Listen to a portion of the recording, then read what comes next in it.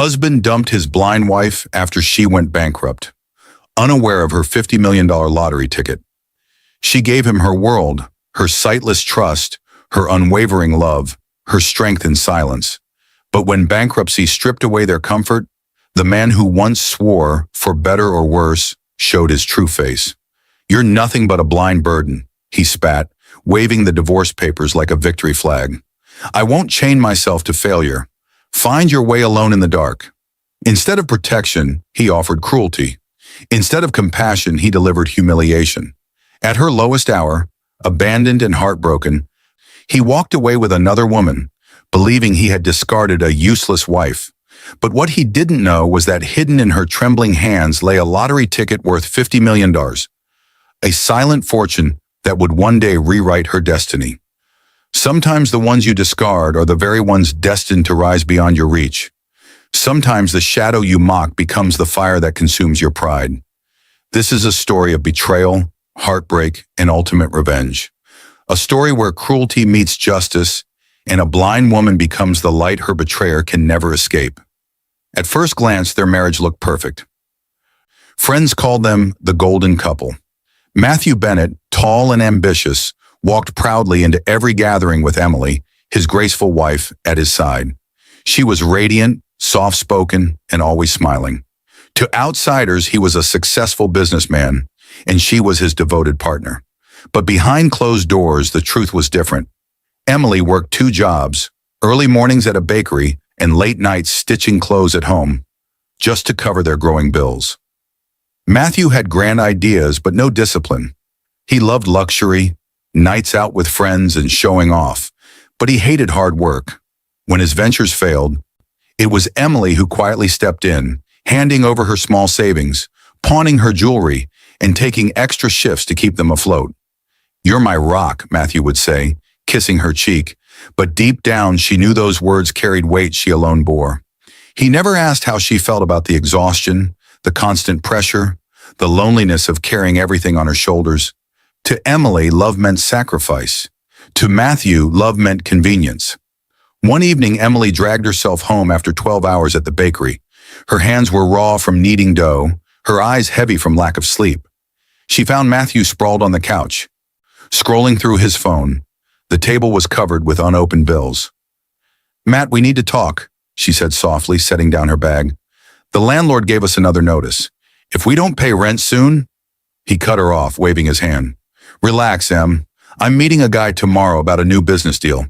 Just trust me, okay?" Her heart sank. She had heard those words too many times. "But how will we cover the bills now? I can ask Mrs. Turner for extra shifts." He smiled, pulling her close. "That's why I love you. You always find a way. Don't worry, babe. I'll make it big soon. Then you'll never have to work another day in your life." It sounded sweet, but Emily knew the truth. His dreams were built on her sweat. That night after he fell asleep, she sat alone at the kitchen table, staring at the stack of bills. Tears slipped down her cheeks. She wanted to believe in him, to trust his words, but the imbalance gnawed at her. How much longer could she hold everything together? She whispered into the silence, "I just want us to be happy. Why does love feel so heavy?" The clock ticked past midnight. Emily rubbed her tired eyes, not knowing that soon her world would collapse in ways she could never imagine. Because tomorrow tragedy would come knocking, and the price of her devotion would be blindness. The morning began like any other. Emily rose early, slipping quietly out of bed so Matthew could sleep. She tied her apron and hurried to the bakery, her body heavy with exhaustion, but her heart determined to keep pushing. She whispered to herself, "Just a little longer. Things will get better." By noon, she was racing between shelves, handing out bread to impatient customers. The shop buzzed with noise, and Emily hardly noticed the flickering lights overhead. But outside, the sky darkened, winds rising with unusual force. A storm was coming. When her shift ended, she packed the unsold loaves into a box for neighbors who often went hungry. With the box balanced in her arms, she stepped onto the wet street. The rain was sharp, the air heavy. She pulled her coat tighter and hurried toward the bus stop. Suddenly, screeching tires tore through the storm's roar. Emily froze. A delivery truck swerved, its headlights blinding, its horns screaming. In a split second, everything changed. The box of bread flew from her hands. The impact slammed her onto the pavement. Shards of glass rained down as the truck clipped a streetlight, sparks showering the ground. Pain seared through her skull. Then, darkness. When Emily woke hours later, she was in a hospital bed, her head bandaged, the world around her silent, except for beeping monitors. Panic set in. She tried to blink, but all she saw was black. Her voice cracked. "Doctor, I can't see. Please, why can't I see?" The doctor's expression was heavy with sorrow. "Emily, the accident caused severe trauma. The damage to your eyes is irreversible. I'm sorry, you're blind." The words crushed her. She clutched the bedsheets, shaking. Tears spilled though she could not see them. Blind? Forever? How will I work? How will I live? The door burst open. Matthew entered, his face pale. For a moment he looked concerned, but it quickly faded into irritation. "So it's true," he muttered, glancing at the doctor. "She can't see?" The doctor nodded. "She will need rehabilitation, support, and patience. This is a life-altering condition." Emily reached out, her trembling hands searching. "Matt, I need you. Please don't leave me." He stiffened. For the first time, she felt him hesitate before taking her hand. His silence cut deeper than the accident itself. The days that followed were a blur of fear and vulnerability. Nurses helped her eat, bathe, and walk, while Matthew came less and less. Bills piled up, and whispers filled the hospital hallways about unpaid balances. Friends who once smiled at her door were suddenly too busy. Her world shrank into a fragile support system of strangers' kindness, while the man she trusted most began to slip away. One night as she lay in the dark, Matthew's voice pierced her heart. "I can't do this, Em. I didn't sign up for a blind wife. You're dead weight now." Her breath caught. The man she loved, the one she sacrificed everything for, was already preparing to abandon her. The hospital discharged Emily with nothing more than a white cane and a list of appointments she could no longer afford. Her body was weak, her world dark, but she still clung to hope that Matthew would stay by her side. She told herself, "He just needs time. He's shocked. He'll come around." But the reality was harsher. Back at their small apartment, Matthew's frustration grew sharper with each passing day. He no longer kissed her forehead or held her hand. Instead, he sighed loudly whenever she struggled to find the edge of the couch, or knocked over a glass trying to pour water. "Do you have to stumble around like that?" he snapped one evening as she bumped into the coffee table. "You're making the place a mess." Emily's lips trembled. "I'm still learning. Matt, if you could just guide me. I don't have time to babysit you," he muttered, grabbing his jacket. Soon his absences stretched longer. He claimed to be networking or meeting investors, but Emily could smell perfume on his shirts that wasn't hers. Meanwhile, the financial pressure tightened around her like a noose. Without her bakery shifts, their income vanished. Creditors called daily, their voices cold. "Mrs. Bennett, your account is overdue. When can we expect payment?" She stammered apologies, fumbling with numbers she couldn't see, while Matthew shrugged off the responsibility. "Just tell them you'll pay later," he said, scrolling through his phone. "But with what?" Emily whispered. Silence. The rent went unpaid. The electricity flickered. Neighbors who once greeted Emily now whispered as she passed, her cane tapping the pavement. "Poor thing. Her husband won't last. She's finished." Their pity cut her deeper than their gossip. One afternoon she sat alone on the couch, clutching the last unopened bill. Her fingers traced the paper edges, though her eyes could not read them. A tear slipped down her cheek. "How did I become a burden overnight? I gave him everything. Why does he treat me like nothing?" That night, Matthew stumbled in smelling of alcohol. She reached for him, desperate for comfort. "Matt, please, just talk to me. I'm scared." He shoved her hand away. "You think you're the only one with problems? You're dragging me down, Em. I can't live like this." Her heart shattered. For the first time, she realized she was utterly alone, even in her own marriage. The next morning, she woke to silence. Matthew was gone. No note, no explanation, just the faint echo of a slammed door. Emily sat at the kitchen table, clutching her cane, listening to the emptiness around her. Her chest tightened as the truth settled in. She had lost not just her sight, but also the man she once trusted with her life. And though she didn't know it yet, his betrayal was only beginning. Emily's world had grown painfully small, four walls, silence, and the steady tap of her cane against worn wooden floors. But just when she thought everyone had abandoned her, a familiar voice reappeared. Sophie, her old college friend. "Emily, it's me," Sophie said warmly, knocking lightly on the door. "I heard about the accident. I couldn't just stay away." Emily's heart lifted. She hadn't heard genuine kindness in weeks. Sophie hugged her, the scent of lavender filling the air. "You look thinner," Sophie whispered. "Don't worry, I'll help you through this." For a moment, Emily believed her. Sophie began visiting often, bringing groceries, cleaning the apartment, even reading bills aloud. Emily clung to her presence like a lifeline. "You're a blessing," she told her one evening. "I don't know what I'd do without you." But beneath Sophie's smile lurked envy. She had always admired Emily's grace, Matthew's attention, and the life they shared. Now seeing Emily blind and broken, Sophie's pity twisted into something darker, an opportunity.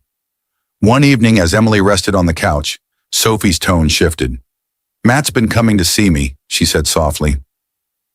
Emily sat up, confused. "What do you mean?" Sophie hesitated, then sighed. "He's hurting too, Em. He feels trapped.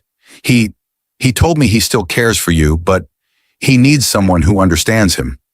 Emily's stomach churned. "You mean you?" Sophie didn't deny it. She touched Emily's hand gently. "I didn't plan this, I swear. But Matt and we connect. Still, I promise I'll always be here for you." Emily snatched her hand back. The betrayal stung worse than the accident itself. Her husband had drifted away, but her closest friend had crossed the line. Yet Emily's loneliness made her desperate. She swallowed the pain and whispered, "If he's happy with you, then maybe it's what he needs." Sophie smiled faintly, though Emily couldn't see it. In that moment, Sophie felt victorious, envy disguised as compassion. She thought she had taken everything Emily had left. But late that night, Emily sat awake, clutching her cane, trembling. Her trust had been misplaced. The friend she welcomed into her broken world had become another dagger in her back. The next day, Matthew appeared at the apartment for the first time in weeks. His voice was cold but smug. "I came to get some of my things. Sophie's waiting for me downstairs." Emily's heart cracked. "You're with her now?" "My own friend?" He laughed bitterly. "At least she doesn't need babysitting." Her tears fell hot and fast. She turned her face toward the wall, unwilling to let him see her break. As the door slammed shut behind him, the sound of Sophie's laughter drifted up from the street. Emily's trembling hands gripped the edge of the table. For the first time, a spark of anger flared inside her. They thought she was helpless. They thought she had nothing left. They were wrong. The air was heavy the night Matthew finally ended it. Emily sat on the edge of their bed, cane by her side, waiting for him to return from yet another business meeting. When the door creaked open past midnight, she inhaled sharply, praying he had come to talk, to listen, to stay. Instead, she heard Sophie's voice giggling faintly behind him. Emily's chest tightened. "Matt? You brought her here?" Matthew's footsteps dragged across the floor. "Relax. She's just waiting outside." His tone was sharp, unapologetic. "I'm not hiding anything anymore, Em. It's over between us." Her heart pounded. "Over? You promised me forever, for better or worse. How can you throw it all away when I need you most?" He tossed a stack of papers onto the bed. The crisp sound of legal documents sliced through the silence. "These are divorce papers. Sign them, and make it easy on both of us." Emily's trembling hands reached out, brushing against the rough edges. You're divorcing me now? When I've lost my sight? When I have nothing?" Matthew scoffed. "Exactly. You're nothing now.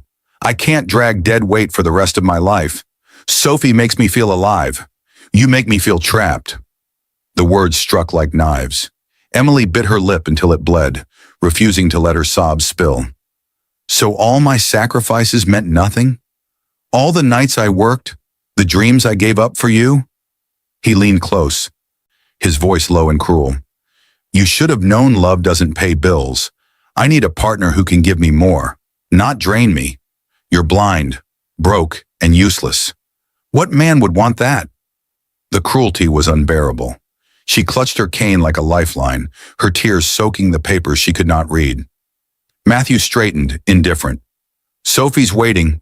Sign them when you're ready. I'll send someone to pick them up. Emily whispered, her voice breaking. Matt, please don't do this. But he was already walking away. His shoes clicked against the floor, steady and cold. The door opened, and Sophie's laughter rose again, cruel and mocking. Together they left, the sound of their footsteps fading into the night. The silence afterward was suffocating. Emily curled into herself, shaking, her body racked with sobs. She replayed his vows in her mind. For better, for worse, in sickness and in health.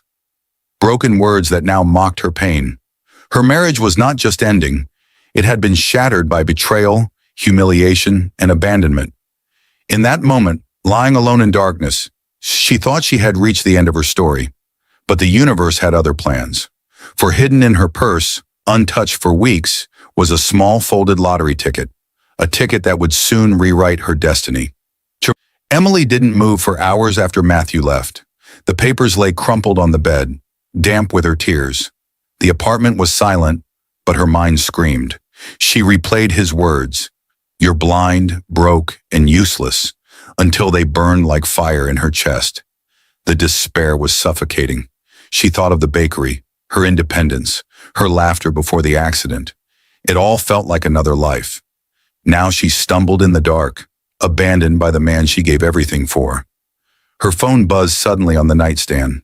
With trembling hands, she fumbled for it, pressing it to her ear. "Emmy, it's Mom," came the gentle voice. Emily broke instantly. "Mom," she whispered through sobs. "He left me. He left me for Sophie. I can't see. I can't work. I can't do anything. I'm useless." Her mother's voice grew firm, though heavy with love. "Don't you ever call yourself that. You are my daughter, the same girl who stood tall through every storm life threw at her. Blindness doesn't erase your worth." Emily shook her head, gripping the phone tighter. "But Mom, everything's gone. He said I'm nothing." "Then he never deserved you," her mother said sharply. "Listen to me, Emmy. A man who abandons you in darkness was never your light. You may feel broken now, but broken things can still shine." Emily swallowed hard. A flicker of warmth stirred inside her. "But how? I can't even walk across the room without falling." "Then start small," her mother urged. "Step by step. You're not alone. You have me, and you have the strength God placed in you. Don't let his cruelty define your future." For the first time in weeks, Emily took a deep breath. Her mother's words pressed against the cracks in her heart, mending them just enough to stand. After their call ended, Emily sat in silence, clutching her cane. She replayed her mother's voice.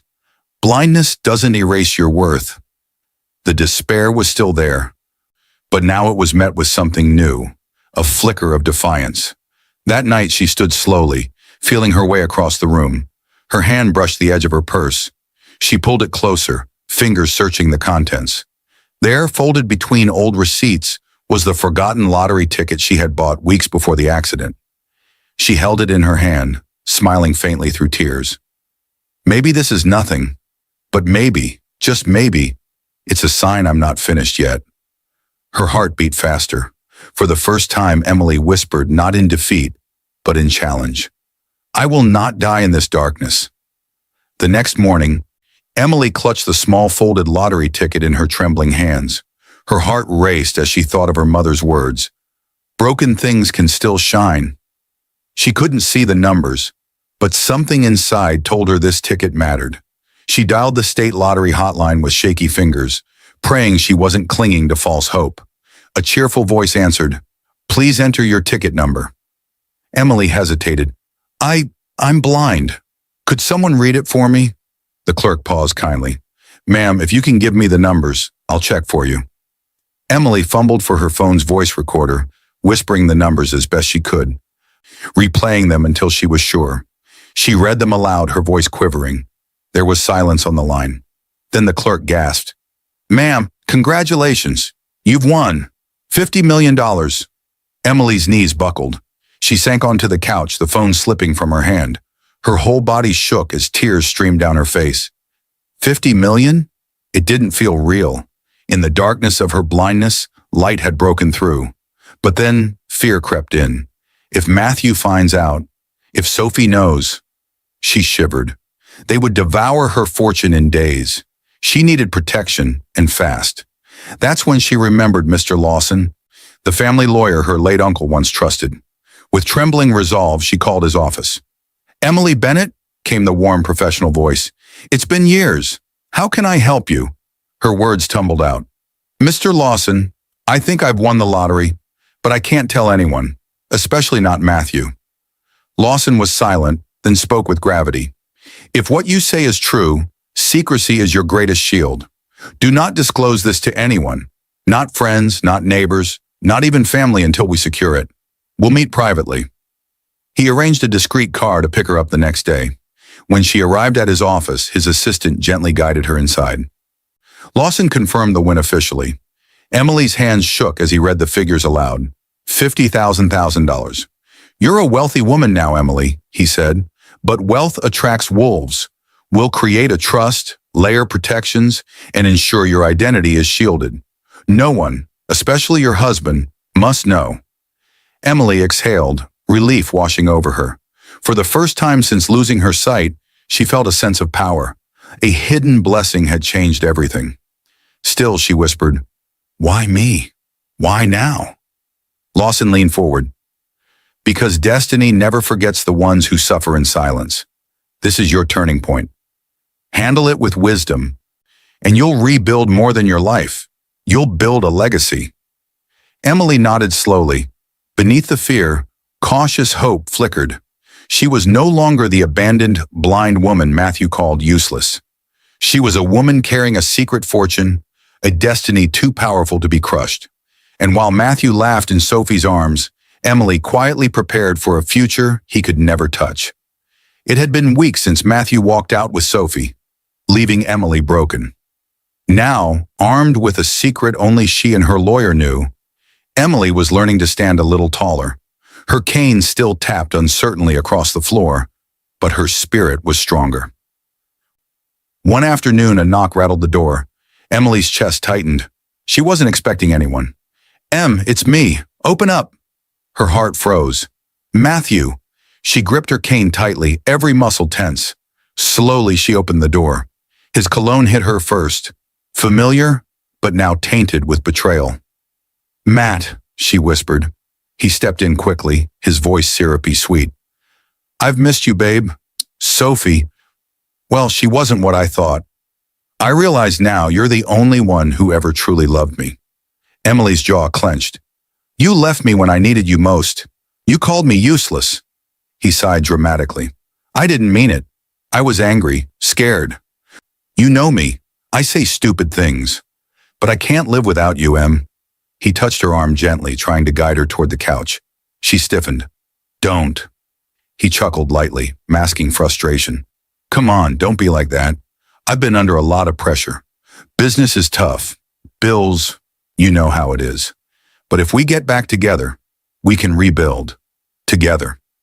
Emily's fingers tightened around her cane. Inside, her blood boiled. He wasn't here for love. He was circling like a vulture, sensing something had changed. "Matt," she said firmly, her voice steady, "you didn't come back because of love. You came because you lost Sophie. And maybe because you think I still have something left to give." He blinked, caught off guard. "What? No. How could you think that?" "You gaslit me for years," Emily continued, her voice rising. "You made me believe I was nothing without you, but I see you clearer now than ever, even without my eyes." He smirked nervously, trying to regain control. "Em, you're just emotional. You don't know what you're saying. I forgive you for lashing out. I'm here to make things right." Her lips curled into a bitter smile. "No, Matt, I forgive myself for loving a man who never valued me. I don't need you to make things right. I'll make them right on my own." The words stunned him. For the first time, his manipulation failed. He leaned closer, whispering urgently. Emily, are you hiding something from me? Did something happen?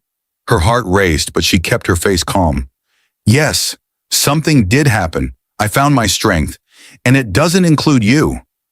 The silence that followed was heavy. Matthew's mask cracked. His voice turned sharp. You'll regret this. You think you can survive without me? You're blind, Em. You need me.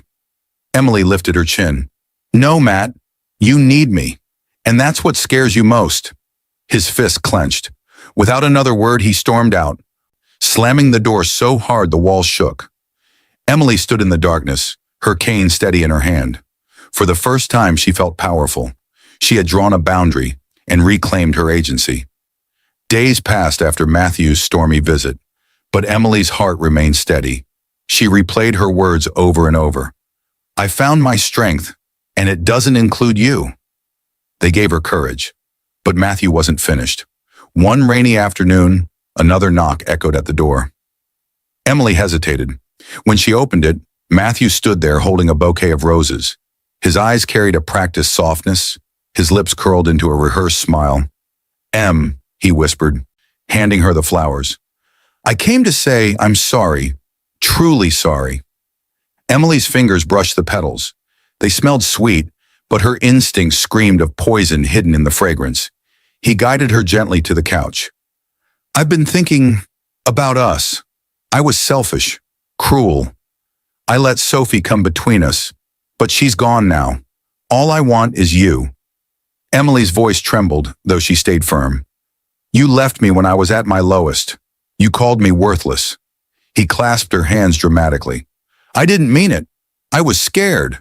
I was drowning in debt, in failure. But I know now, you're my anchor. I can't live without you. Emily tilted her head. She could hear the desperation behind his performance. So what do you want from me, Matthew? His tone shifted slightly, just enough to reveal his greed.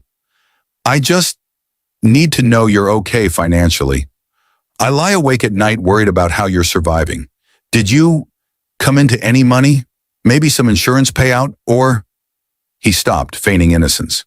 Emily's stomach tightened. He was probing. Somehow he sensed a change. I manage, she said calmly. He leaned closer, pressing. Come on, Em. We're still married technically. We should share everything. If you've got something hidden away, we can use it to rebuild. Think about it. We could start fresh. Big house, no more worries. I'd take care of you. She pulled her hands away sharply. You'd take care of yourself. That's what this is about. His voice grew sharp. Don't twist my words. I'm trying to make amends here. Emily shook her head slowly. No, you're trying to dig for gold. But I'm not a fool anymore, Matthew. I've learned the hard way. Your apologies always come with a price tag. Silence stretched between them. His mask slipped and bitterness flickered in his eyes. You'll regret pushing me away, Em. One day you'll realize I was the only one who truly cared. Emily stood, cane steady in her grip. Her voice was calm, resolute. I already realized the truth. You cared only when it benefited you, and I won't let greed be the chain that binds me again. Matthew slammed his fist on the table, frustration boiling over. But Emily didn't flinch. Her guarded heart was stronger than his theatrics. As he stormed out once more, Emily whispered to herself, not even $50 million could buy back my trust. He didn't know it, but she had grown wiser and untouchable. Emily's apartment was quiet again after Matthew's storm of greed. But this time, the silence didn't swallow her. She was learning to stand taller, to move with purpose even in darkness. Still, loneliness weighed heavily. Then came a knock, gentler, uncertain. Em, it's Daniel. Remember me? Her heart skipped. Daniel was her childhood friend, the boy from next door who used to race her down the street and share candy under the oak tree. Years had passed, but his voice was still warm, steady. She smiled faintly. Daniel, I didn't think you'd remember me. Remember you. Em, I never forgot you. He stepped inside, his boots carrying the smell of fresh earth. He worked in deliveries now, driving trucks, moving goods across town. I heard what happened. I'm sorry I wasn't here sooner. Emily's throat tightened. Everyone left when things got hard, even Matthew. Daniel sat across from her. I'm not Matthew. His tone was gentle but firm. For the first time in a long while, Emily felt safe. He didn't pity her. He didn't prod her for secrets. He simply asked, "What do you need?" Tears welled in her eyes. "I just need someone to believe in me again." Daniel leaned forward. "Then believe this. You are not broken. You're stronger than anyone I know. If you could carry Matthew's world on your shoulders, you can rebuild your own, and I'll help however I can." His words lit something inside her. For so long, she had been surrounded by betrayal and cruelty. Daniel's loyalty felt like water to parched soil. The very next week, he started showing up with small acts of kindness, groceries delivered without her asking, boxes arranged neatly so she could navigate easily. He even built her a simple labeling system, raised dots on containers so she could tell sugar from salt. "You don't have to do all this," Emily protested one day. He shrugged. "It's not about what I have to do. It's about what you deserve." Slowly, neighbors noticed the changes. Emily, once whispered about as a pitiful blind woman, now walked more confidently with her cane. Guided sometimes by Daniel's steady hand, her dignity, once trampled, began to bloom again. One neighbor murmured, "She looks stronger, happier." Another added, "That boy, he's helping her. Maybe she's not as helpless as we thought." Whispers shifted. Pity turned into respect. One evening, as Daniel packed up to leave, Emily touched his arm. "Thank you. You've done more for me than Matthew ever did. You remind me I still matter." Daniel smiled softly. "You always mattered, Em. You just needed someone to remind you." That night, lying in bed, Emily realized something profound. For the first time since her accident, she felt her dignity returning, not because of wealth, not because of revenge, but because someone saw her worth without conditions. And deep down, she knew this was just the seed. A community, a movement, even a legacy could grow from this spark of kindness. Morning light streamed faintly through the curtains, though Emily could no longer see it. What she felt instead was different, a shift inside her. With Daniel's steady encouragement and Mr. Lawson's careful guidance, the pieces of her shattered life were beginning to align. Emily decided she wouldn't live in silence anymore. She wanted purpose, something that gave her days meaning. It began with one small step. She set up a sewing machine on the kitchen table, the same one she had used before the accident. At first, her fingers shook as she felt the threads and fabric. But Daniel was there, labeling the spools with textured markers so she could tell each color by touch. "You've got this," he encouraged. "Close your eyes, trust your hands." She smiled faintly. "They're already closed." He laughed, and for the first time, she laughed too. That day, she finished stitching a simple scarf. It wasn't perfect, crooked seams and uneven folds, but it was hers. A win, however small. She held it to her chest, whispering, "I can still create." Momentum grew. With Lawson's help, she used part of her hidden fortune carefully, setting up a quiet foundation that Daniel fronted for her. Through it, she bought better equipment, hired a caregiver to assist with daily tasks, and slowly reopened her old craft line online. But this time, anonymously. Customers didn't know the woman behind the products was blind. They only saw the quality, the heart in the work. Soon, orders trickled in, then more. Each package Daniel delivered carried not just fabric, but a piece of Emily's resilience. The community began to notice. "Her work is back," a neighbor whispered. "Even better than before." Another added, "Blind or not, she's unstoppable." Every compliment restored Emily's confidence. One evening, Daniel leaned against the counter, watching her hands move gracefully over the sewing machine. "You don't even realize it, do you? You're building something bigger than yourself." Emily paused. "I just want to feel useful again." "You're more than useful," he said softly. "You're inspiring. You're showing everyone that darkness doesn't end a life. It can start a new one." Her heart warmed. For years, Matthew made her feel small, dependent. Now Daniel's words and her own perseverance made her feel powerful. Together, they became a quiet team. Emily creating, Daniel delivering, Lawson protecting. Step by step, her life gained momentum, and yet in the distance, Matthew circled like a wolf. He heard whispers of Emily's resilience, saw neighbors nodding at her with respect, and it gnawed at him. He couldn't understand how she was rising without him. One night, as Emily finished her orders, she heard a sharp knock at the door. Daniel wasn't due until morning. Her chest tightened. She gripped her cane. "Emily," came Matthew's voice, cold and urgent. "We need to talk." Matthew's voice outside the door rattled Emily, but she didn't open it. Not this time. Instead, she waited until his footsteps faded, then sat quietly with her thoughts. She realized something important. Her fortune wasn't meant to sit untouched. It could do more than protect her. It could heal others who had been crushed, just like her. The next morning, she called Mr. Lawson. "I want to set up a giving fund," she said firmly, "but it has to be anonymous. No one can know it's me." Lawson's tone carried respect.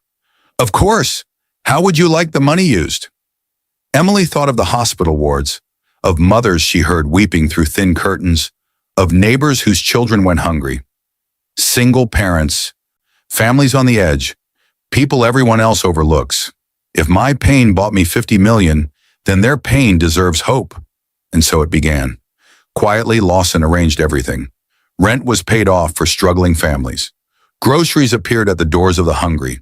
Hospital bills vanished overnight for mothers who had been praying for miracles. Each gift came with no name attached, only the freedom to breathe again.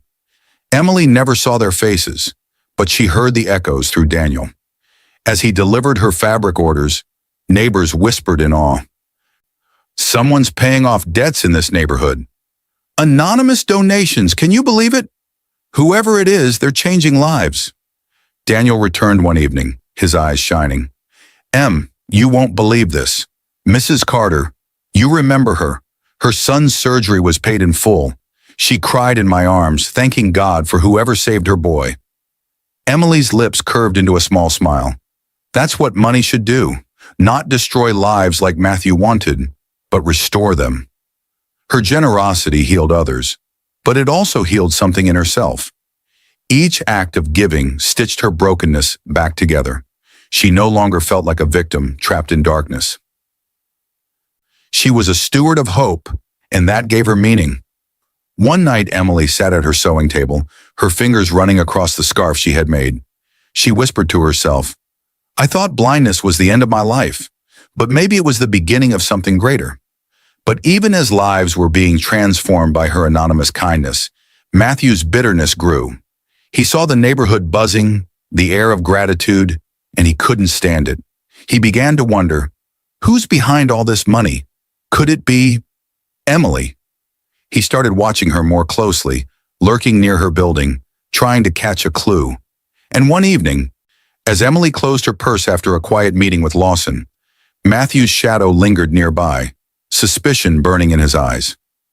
Emily's anonymous giving was changing lives quietly, but Lawson soon suggested something more. "Emily," he said during one of their private meetings, "you've already restored countless families, but what if you built something lasting?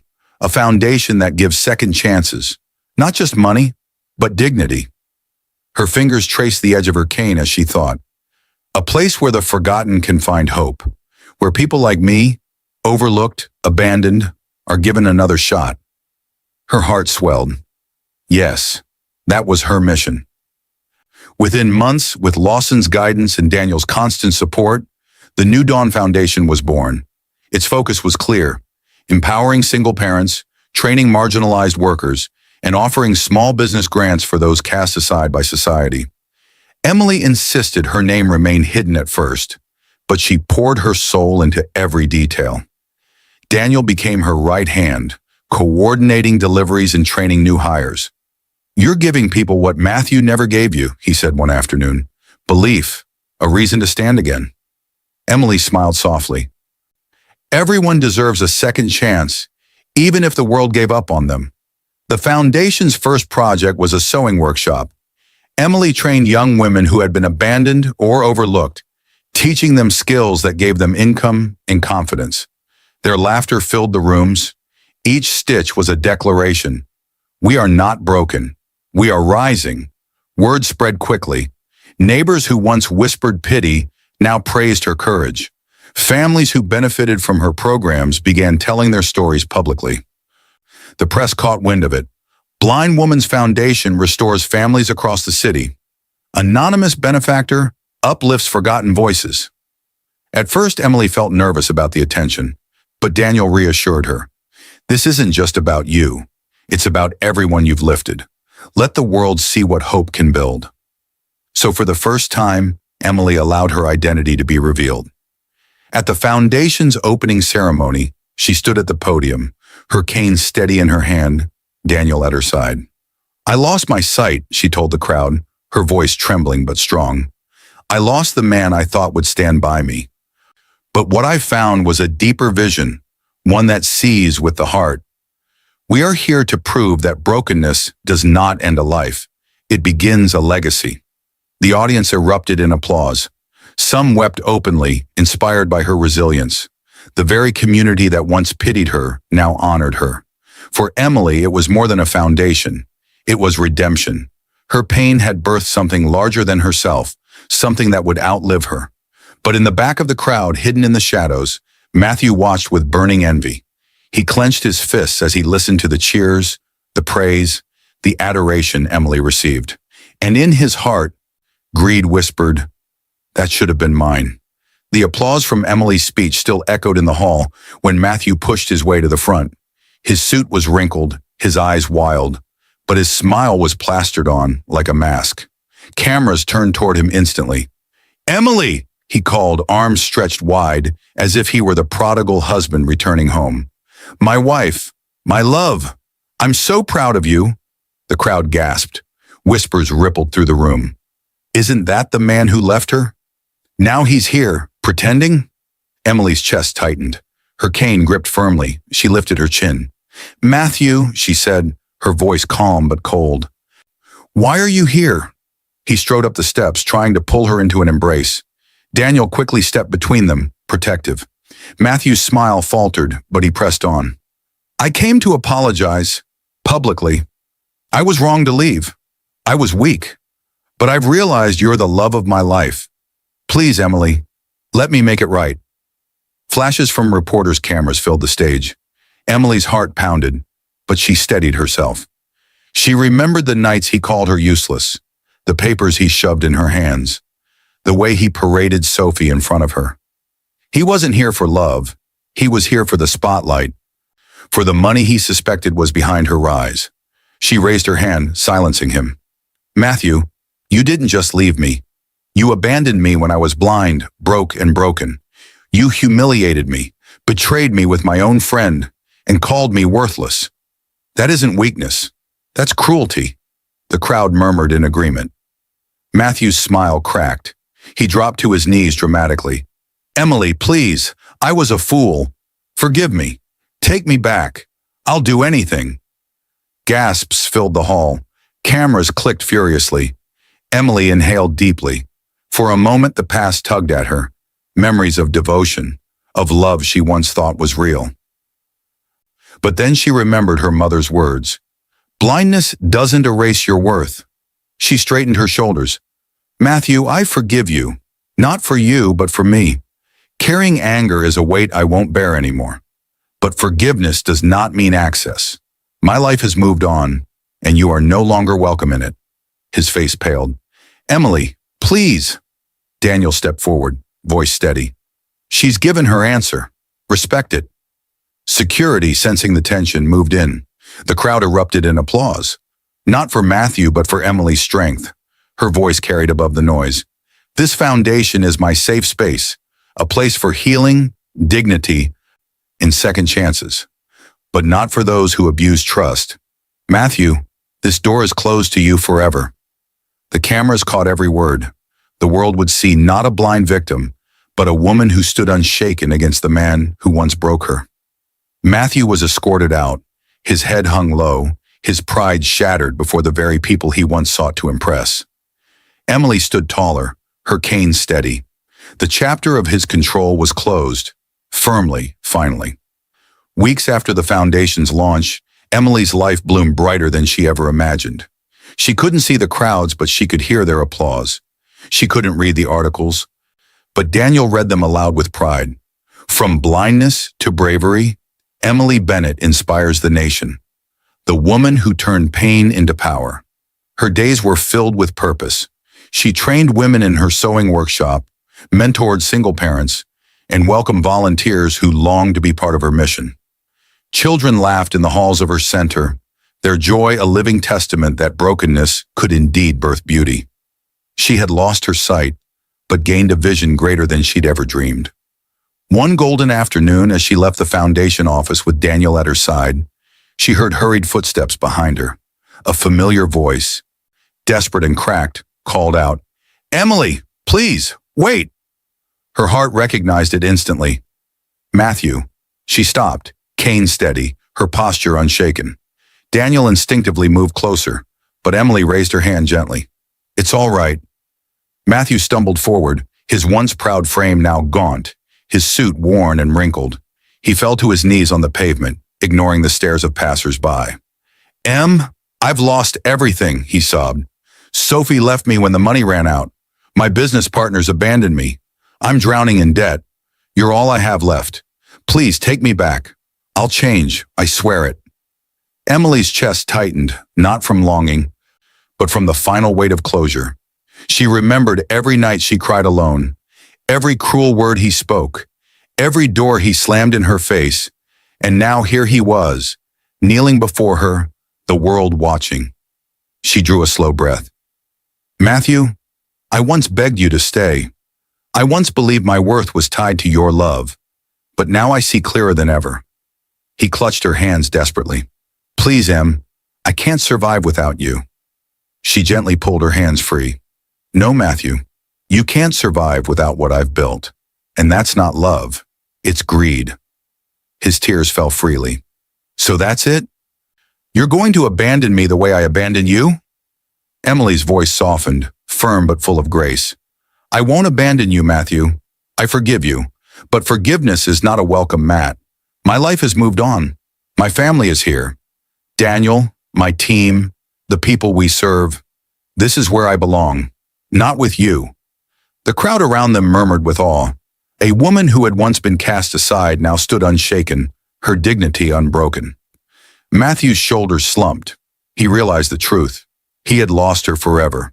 Not because of blindness, not because of wealth, but because she had found her strength.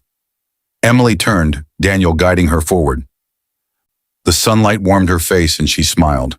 She couldn't see the path ahead, but she felt it, bright, vast, and filled with hope. Her story wasn't about revenge anymore. It was about transformation. Pain had birthed purpose. Betrayal had built a legacy. And as Matthew's sobs faded behind her, Emily whispered to herself, "Sometimes the shadow you mock becomes the light you can never escape." The end.